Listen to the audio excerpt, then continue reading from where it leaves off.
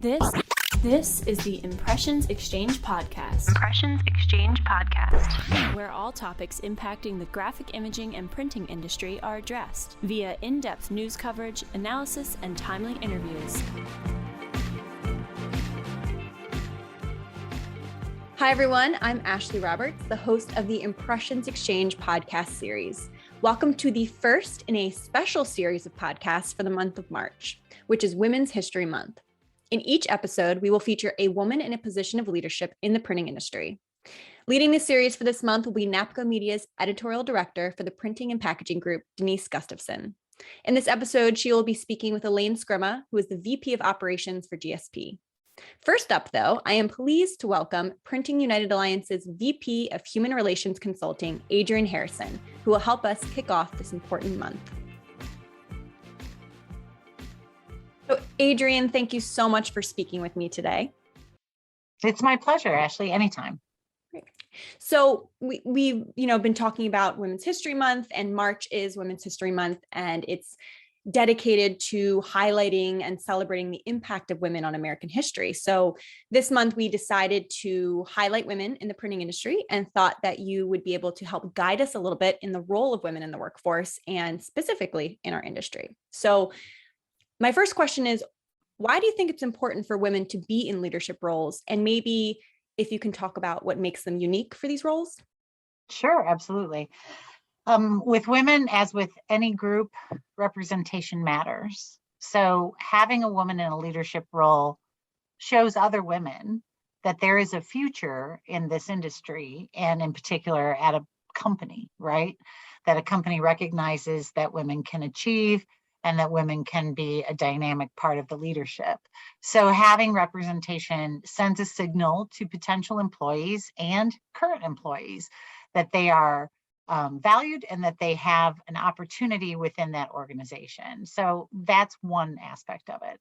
Another aspect, as with all diverse candidates, women uniquely understand the push and the pull, as it often happens, of being a mother, right? Being a parent is a super demanding job, and it's a first responsibility that isn't always treated as a first responsibility. And I think one of the really clear lessons of the pandemic was we have to find a better way to juggle our home/family responsibilities along with our work responsibilities. And women left the workforce in significantly higher numbers than men did because they shoulder the burden of home responsibilities to a greater degree than men do. So we have women in leadership who can give us a perspective about those issues, the issues about being a postpartum mom, the issues about juggling family responsibilities and caretaker roles. So I think that's really important.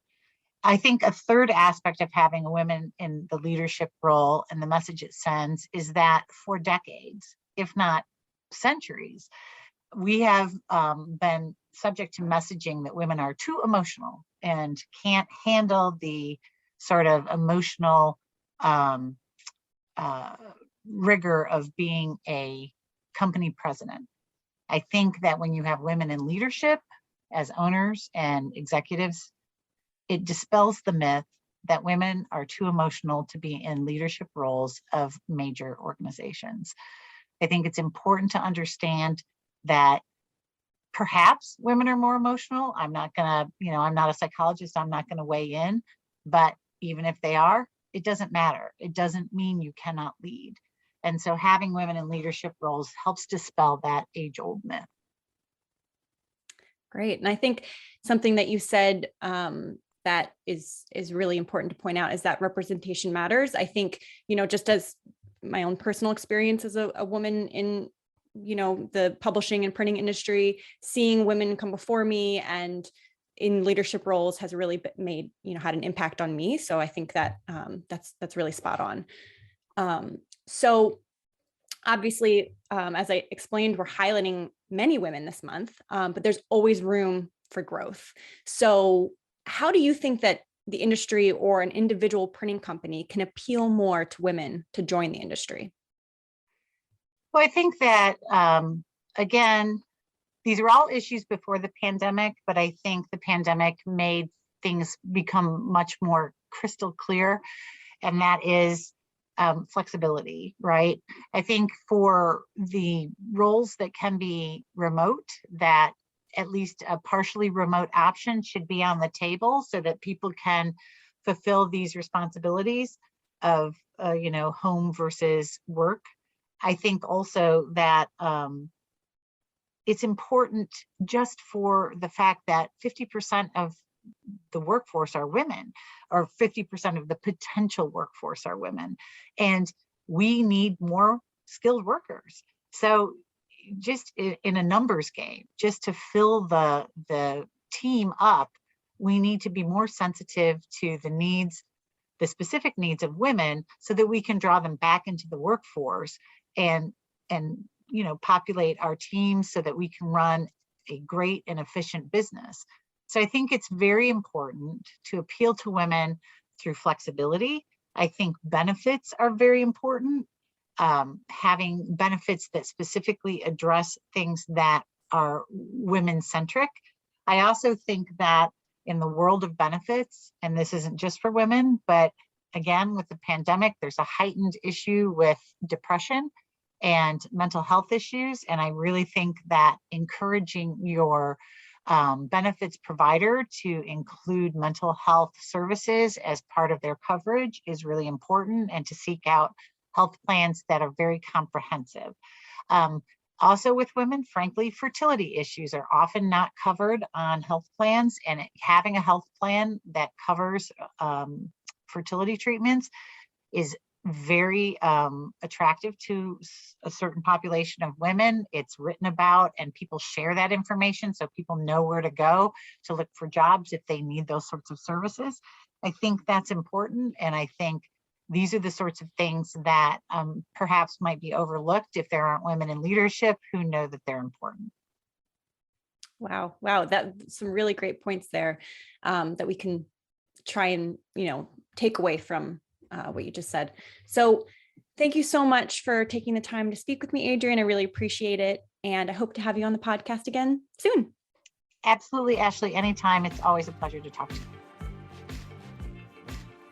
Hi, I'm Denise Gustavson. I'm the editorial director for NAPCO Media and the guest host for this special Printing Impressions podcast series in celebration of Women's History Month, highlighting women in the printing industry. During this series, I'll have the opportunity to talk with women from all segments of the market about their experiences and their journey as a woman in the printing industry. So today, it's my pleasure to welcome Elaine Scrima. She's VP of Operation with GSP Retail. So Elaine, welcome. Thank you, Denise. I appreciate being here. So can you tell me a little bit about yourself, your current company, and your role within the company? Yes. So again, as you stated, I work for a company called GSP Companies. We operate 4 production facilities across the United States, one in Florida, one in Wisconsin, one in Kansas, and one in Utah. And I oversee those facilities for my company as VP of Operations. We do printing, retail promotional packages for convenience and specialty retail companies across the United States, Canada, and internationally. We ship about anywhere from 75 to 100,000 packages, store-specific packages, I should add. We do all the printing, in many cases the design, and also the fulfillment. All right, great. So I guess, my question is, how did you get started in printing? Well, it was not anything I ever considered as a career, I can tell you that. I kind of stumbled into it. I did a couple of different things prior to getting into this. I actually started my 27th year with GSP in December. Congratulations. Thank you. But so I did have a life before that. I didn't start when I was 1. I wish I could say that, but I was in restaurants, I was in franchising, I did a bunch of different things. And quite honestly, not to date myself a little bit, but I answered a classified ad and it was for GSP, and I went in and I was like amazed. I had no idea that there were companies that did this. And when I say did this, at that point in time, we focused mostly or mainly on supplying point of sale marketing programs for convenience store chains. And so you go into a, Circle K or a 7-Eleven or whatever, and you see Pepsi or beer or, hot dogs or whatever. I thought all vendors supplied that stuff. I didn't have any idea that there were actually companies that designed these programs and printed and supplied them to the industry. And so I was amazed. And so that's how my journey started. I actually had several different roles in the company over the past 26 years. Started on the customer service sales side of the business. So I started as an account manager, and I was the interface with the brand manager and our company and coordinated the campaigns that we produced and distributed. So that's how I started.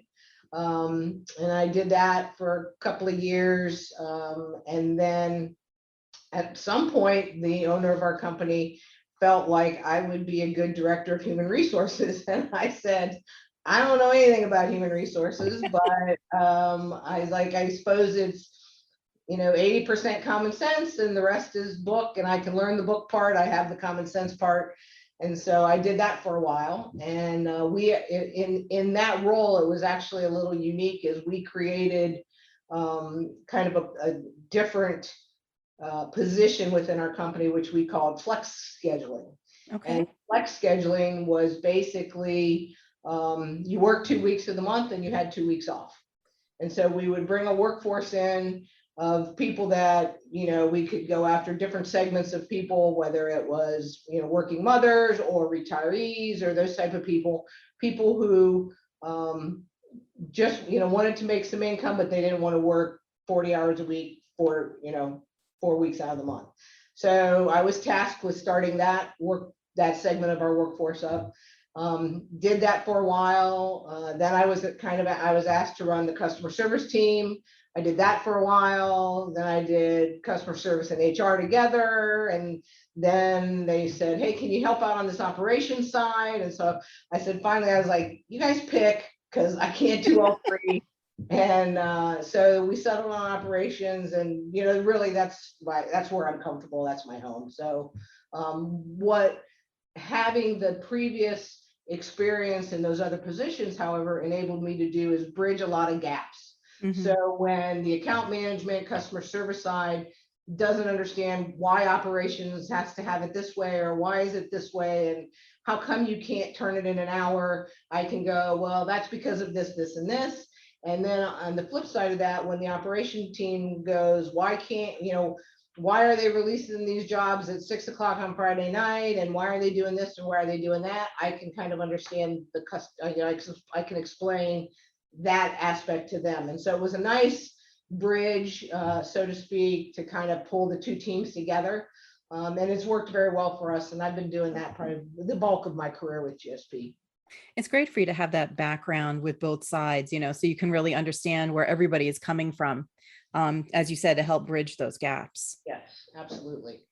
Now, through your career at GSP, has there been anyone that's really helped you to get where you are today, to help mentor you?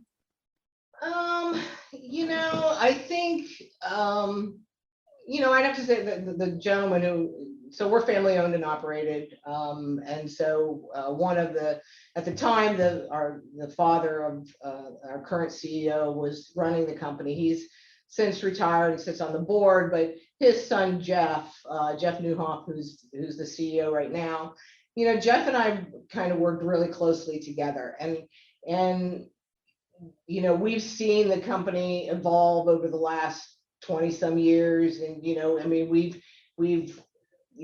we're 10 times the size of the company that we were when I started. And, so we were screen printers when we started. We do no screen printing right now. There was no digital technology per se. We were still, weeding, film and doing that kind of thing. So like to see the progression and grow, it was not only growing within the industry, but it was growing with the company. And so it was kind of a side-by-side thing. And he and I always kind of had, we kind of took the company on our shoulders, so to speak, and traversed through those, new experiences and all the things that developed and so forth. And, and there were some great industry mentors as well. His name escapes me right now. But I had some really good mentors at NASDAR that helped me whenever I got into the operations side. Both Peter and Severance at NASDAR were Pete Walsh, who was the president or CEO at that time, and Severance Ryder. They helped kind of educate me. Yeah, I didn't know anything about screen. I didn't know anything about screen printing. I mean, they didn't talk to me like I was ignorant. They talked to me from an educational standpoint, and they helped. It was really about the partnership between NASDAR and GSP at the time, and it was really about, it was in their best interest to help educate me and bring me along and so on and so forth. And so, Peter was really, pretty instrumental in doing that for me, and Severance was there on a day-to-day basis. And there's countless vendors along the way, but I remember really early on in my career, when I got into the operations side, we would sit in a room and I'd be like, okay, well, what does that mean? Like, they didn't make me feel stupid because I was trying to educate myself and say, tell me about this, and how does this work? And, because I'm one of those people, is I kind of have to understand the hows and the whys, and not just do it because that's the way I told you to do it, kind of a thing. And so they were really pretty instrumental in that early education, I guess. Yeah, I know for me too. I like knowing why things work the way they do. Yeah. Exactly. Because that helps for me to understand, oh, that's why we do it in a certain way or a certain thing, because it's a certain, logical order that goes behind it, or, which makes a lot of sense. I thank my father for my scientific mind in that regard. So now, looking through your career, obviously, we've had ups and downs. Have there been any challenges you've had to overcome specifically because you are a woman? I think I've been fortunate in that respect. And maybe it's just my mindset. Maybe those things were happening to me, but I don't want to say naive, but I was just like, it didn't matter. Or you just let it roll off your shoulder, or roll off, so it doesn't bother you. Mm-hmm. Yep. I think sometimes, there's a couple things, and I know, being part of several, I'm in the Women in Print group, and a couple other, industry organizations, and I think to myself, it's always a topic about, women in the industry and so forth. And I'm not naive enough to think like that prejudice exists in other industries as well. You look at construction, you look at engineering, you look at home improvement, for women to kind of forge their path or forge their way in those industries, it's not just a printing thing. Mm-hmm. I think that I think it's evolved over time. I think that it's definitely easier now to get into those types of industries than it was, 20 years ago, where, I think I occasionally, but very rarely, I'll encounter, and it's typically with people who've been in the industry 30, 40 years, they still have kind of that mentality. Yeah. But I never felt those barriers or those obstacles per se. And like I said, maybe that's just my own, to your point, roll off my back, or just, I was blind to it, and I was just like, this is what I want. This is what I'm going to do to get it. And, if somebody in the company didn't recognize it, I was going to take my talent someplace else. Fortunately for me, my relationship with Jeff, he recognized that it's not, to me, it's not as much about gender necessarily as it is about initiative, as it is about work ethic, as it is about, your abilities and your analytical skills, and all those things that make you a good leader. are the things that propel your career forward. And I think that that's true whether you're a man or a woman, because I've seen some men that don't do very well in the industry, and I've seen some women that haven't done very well in the industry. And in many of those instances, it's people who aren't flexible, willing to adapt, being able to think on their feet, you know, particularly in printing. Printing is chaos. I mean, it's just chaos sometimes. and you know, you have your day all planned out and you know what's going to happen, and you walk in and there's some customer emergency. There's, you know, whether it's, hey, we had a cigarette price change and I got to change out all my signage and I got to do this and I got to do that. And so now your day that you thought you had planned out, you have to change your entire strategy. If you aren't the type of person that has that type of ability to flip a switch or be flexible and not be flustered by what you're dealing with, you're not going to succeed in this industry or probably anywhere, honestly. But, you know, for me, it was just, I never let anybody tell me I couldn't do something. Mm-hmm. And in fact, the total opposite was true. I remember vividly interviewing with Jeff's father at the time whenever I joined the company. And I remember this as clear as it was yesterday. We were in this little room. It was probably like 6 by 6. I mean, honestly, it was the smallest office I've ever seen in my life. And I sat down across from him and I said, look, I'm ambitious. I have a lot of initiative. I'm used to being in charge. And if that's not the person you're looking for, we should just end the conversation right here. And I set the tone. Yeah. And I think if you don't, you know, some people, and again, you have to know your audience, you got to know your room, you have to know what tactic you can use with what type of person. You know, there are some people that might have turned them off. But in this particular instance, it was like, okay, I see what I'm getting here, right? And that's why probably he said, I want you to run human resources, because I set the tone right from the beginning on what my expectations were for what I wanted out of this position. Mm-hmm. Really, really interesting. You know, we're talking a lot of, you know, different STEM positions, you know, the science, technologies, you know, those are always difficult for women to excel in, or they have been in the past. Now, has that, you know, proverbial glass ceiling impacted you? I mean, I don't think it has, but, you know, in your opinion, you know, have women, you know, is there a way for women to really command also the equal pay for the same work, especially when you're talking about, you know, it's based on skill, it's based on not necessarily gender? You know, I fight with that in my head sometimes, or I have over the years. And in some respects, you know, I'll sit back and I'll go, you know, if you were going to recruit for this job, you wouldn't be paying what you're paying me, as an example. But conversely, I feel like I get paid very well.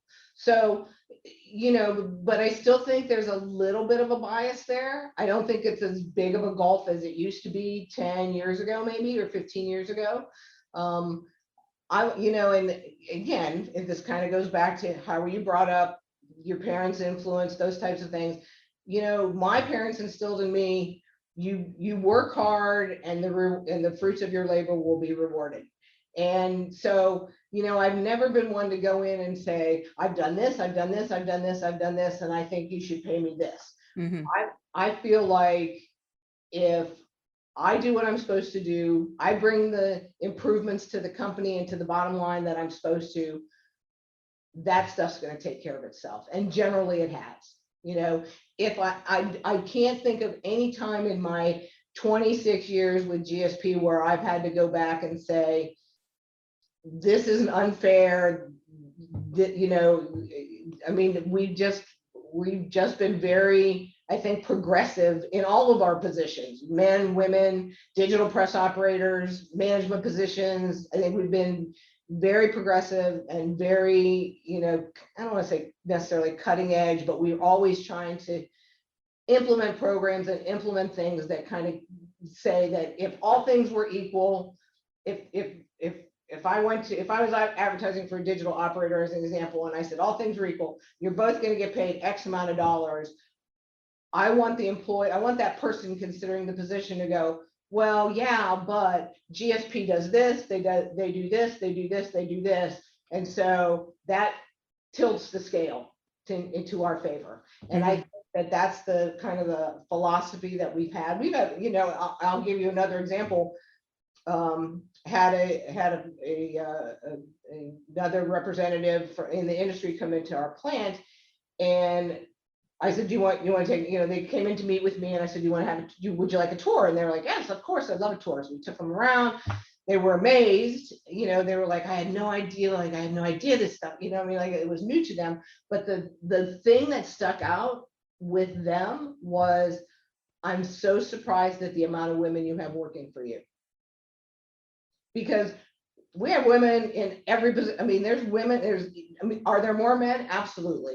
But it's not like a 90-10. It's more like a 60-40, 45-65. It's a pretty, it's a pretty equal. And those are digital operators, router operators, they're fulfillment people, they're sales people, there's account managers, all across the board. And so I think we've been pretty progressive in that respect. So from a glass ceiling kind of place, never kind of really felt that in this company.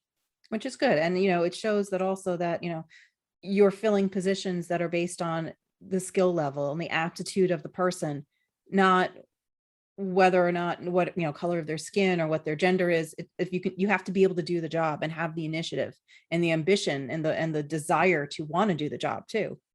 And the other thing, candidly, that I'm actually quite proud of is the fact that when other departments in the organization need somebody, they come to me and say, who do you have? So my team, that's one of the things that I'm never one of those, no, you can't have my people kind of thing. I encourage and I want people to have career paths. And so there's people who started out as order pullers that are pre-press technicians, that are account managers, that have moved into accounting, have moved into IT, have moved into, all these different positions in the company, retail environments, visual merchandising.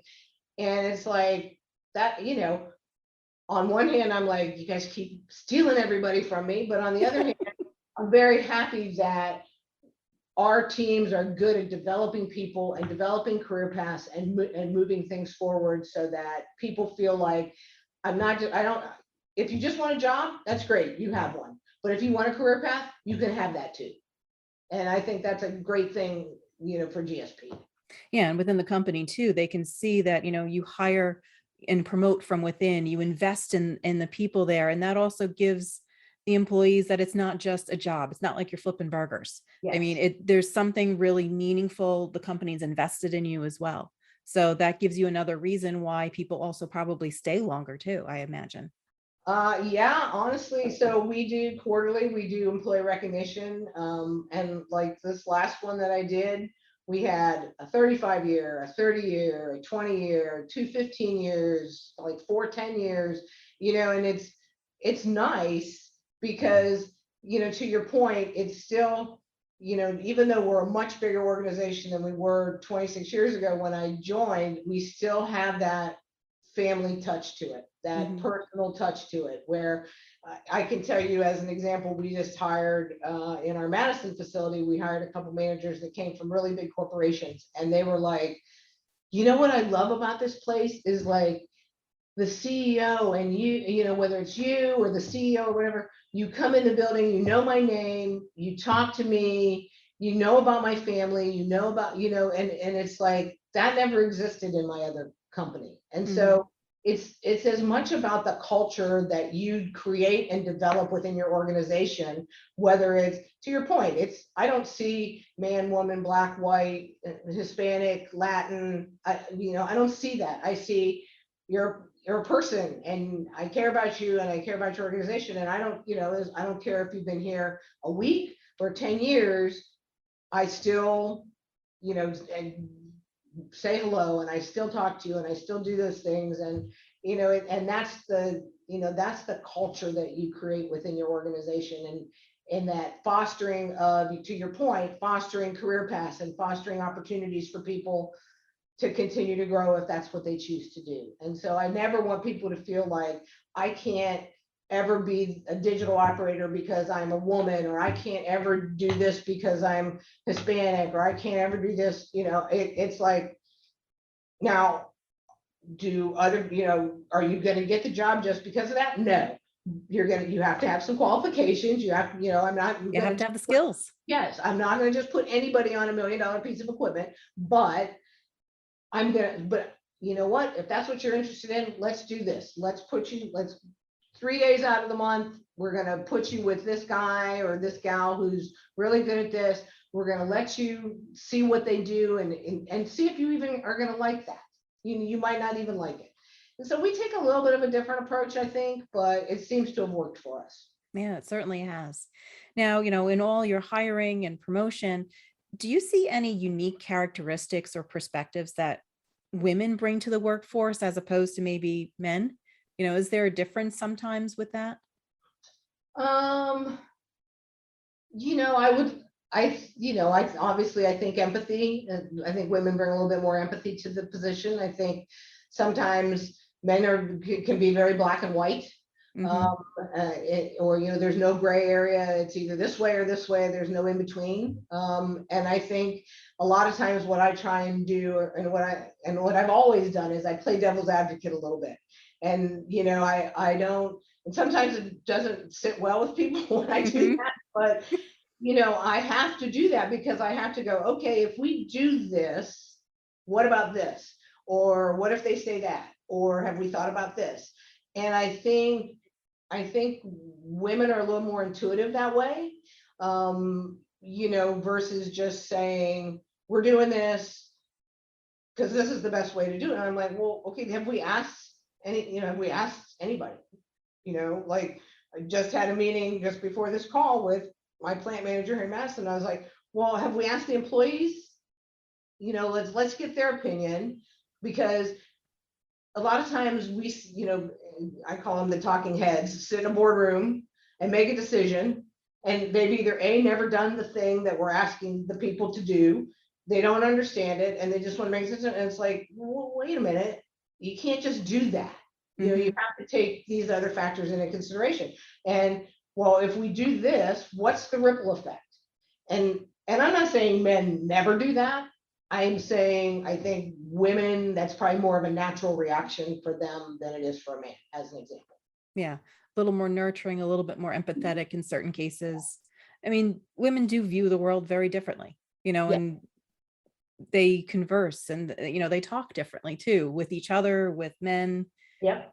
It's all now I will also say that attitude has burned me a couple of times too, because you tend, I always say it's because I'm a Libra, but I don't know that that's the case. But I like to give people a second chance, and things happen, life happens, and and it's not always going to be a perfect world, but if you don't, if you, and I can think of so many times that I've gotten burned by it. It's like, you don't want to become cynical at that point, because you're gonna, the one person you should give the second chance to, you don't, because of this past experience, and you need to look at all of them as individual circumstances or whatever the case may be. But yeah, my empathy has gotten me in some not good positions sometimes, so you got to balance it out for sure. But I'm sure you could also say this, this on the converse, a black and white view of a matter too could come back to bite you as well, because it's, it's one or the other. There's no room for that movement in between. Yeah, absolutely. And now, yeah, you're right. So now, talking about women in leadership roles, do you think it's important to have women in those, whether it's managers, supervisors, even owners, founders of companies? Is it important to have women in those positions?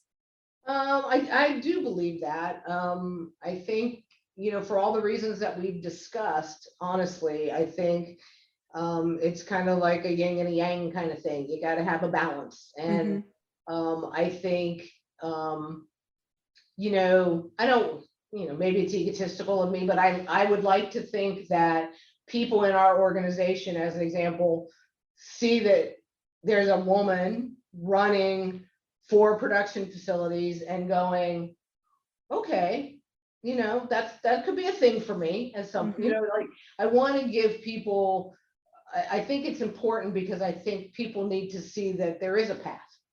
And I think that they need to see, you know, that anything's possible. And, you know, it's no different than, you know, a woman running for president or any of those things. It's I think it's uplifting for the youth of our country to see people excelling in positions. I think it's like, you know, you go on some of these LinkedIn groups of women CEOs, and it's impressive. I mean, it's really impressive. Yes, it is. You know, it's energizing and it's empowering, and it's, you know, it makes you want to be better at whatever it is you're doing, whether it's printing or it's, you know, construction or it's teaching or it's nursing or whatever, to aspire to see, you know, there's some of the top administrators in the country are women running some of the major organizations. I mean, there's organizations where I'll be like, I didn't know that was a woman that ran, you know, that was running that. Yeah. And that's the way it kind of should be. Your organization should be your, you know, you should present that, the opinion should be of the organization. It shouldn't be different because a man runs it or a woman runs it or whatever. It should be, this is a really good place to work. And then, oh, by the way, look at how many women are in management here, or, you know, those types of things. And so, Yeah, the company's, you know, successful because of their business strategy and the way that they do business, not necessarily because it's a man or a woman at the helm. correct. Yes. Now, you know, just getting back to the industry, you know, we've had an issue with hiring new people, with finding new people to come into the industry. How do you think either the industry as a whole or even a print shop can really help to appeal to more women, you know, to start and look at printing as a career option for them? I think it, you know, and we've had in some of our women in print meetings, we've had this discussion. I think it's an educational thing, and I think that education starts at career fairs and going to high schools and speaking, you know, about the industry, and you know, there's a lot of people, you know, one of the things that people don't understand, like if you went to a high school and you said, see that chair you're sitting on and see that wallpaper that's there and see that carpet on the floor, that's all printing. Like nobody makes that correlation. They don't connect the dots, and nobody connects the dots for them. They go to Target or, you know, Lowe's or Home Depot, and they buy the thing and they see the price that's printed, and they don't, you know, they don't understand, like there's a whole world out there. And I think, you know, there's you know, I think that education, the earlier we can start educating people, the better.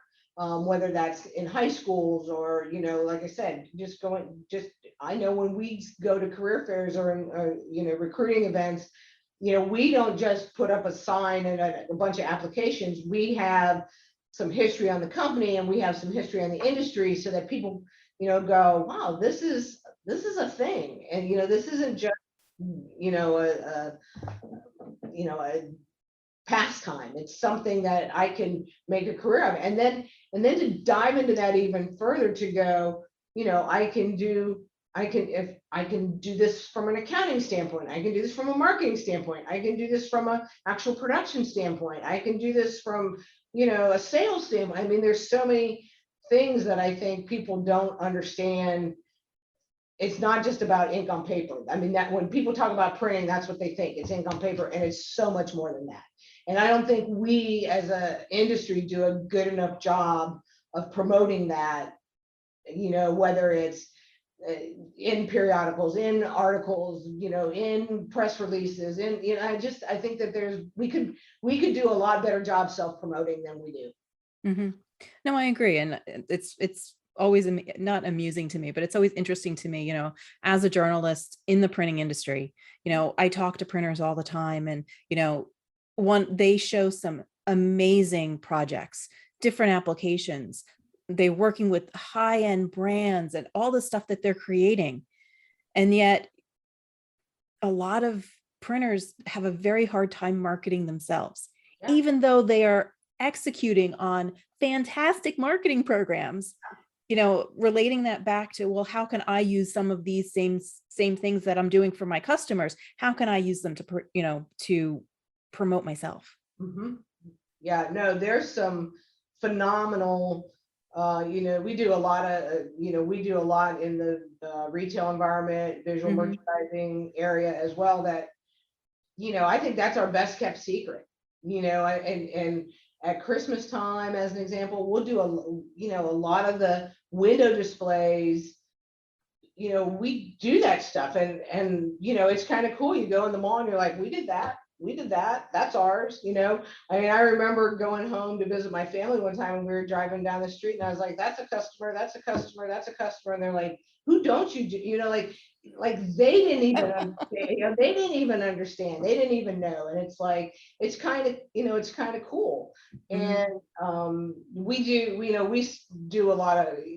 a good job internally of self-promoting, but I don't think we do a great job externally sometimes of self-promoting. And so we do, we'll share ideas. We do a monthly meeting with our sales team, and we present, hey, this is what we did for this customer, and look at this thing that we built for this customer. And so we share a lot of those ideas, but I think, as a whole, printers don't really do a good job. Not all. I don't want to make it sound like it's an all or nothing thing, but I think by and large, there's a lot of people in our industry. I don't think the industry as a whole does a great job of promoting some of the really great projects that we do. And there's some really cool stuff out there. There's some phenomenal stuff out there. Yeah, absolutely.